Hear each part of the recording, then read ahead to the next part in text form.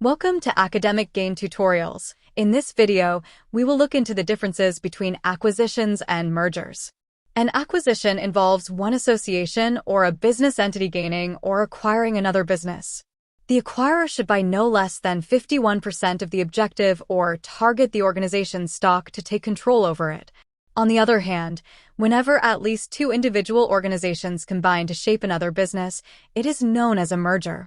The merged business entity, for the most part, takes on another name, possession, or ownership, and the management and its systems that are made out of workers or employees from the two organizations. So, let's look into the basic differences between acquisitions and mergers in a tabular form. Difference number 1, based on meaning. An acquisition is a cycle wherein one organization assumes or takes over the responsibility for another organization. Whereas, a merger is a cycle wherein more than one organization's approach functions as one. Number 2, based on issuance of shares. No new shares are issued in case of acquisitions, whereas new shares are issued in case of mergers. Number 3, based on mutual consent and decisions.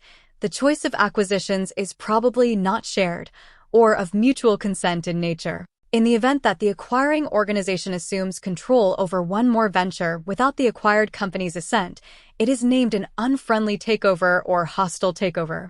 Whereas, a merged business entity is settled upon by common assent and mutual consent of the involved organizations. Rather, it is a planned and friendly one. Number 4, based on company's name. The obtained or acquired organization, for the most part, works under the name of the parent organization.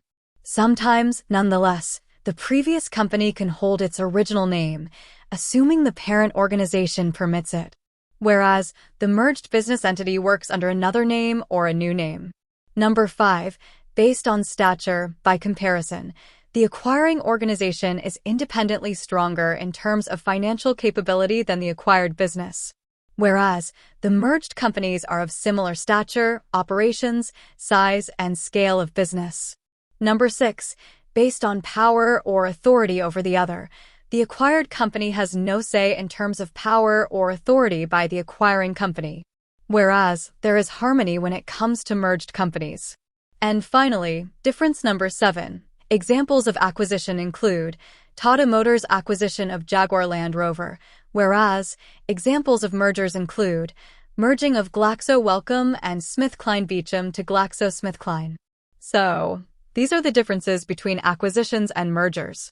If this lecture was helpful, give it a thumbs up and subscribe to the channel. Thank you.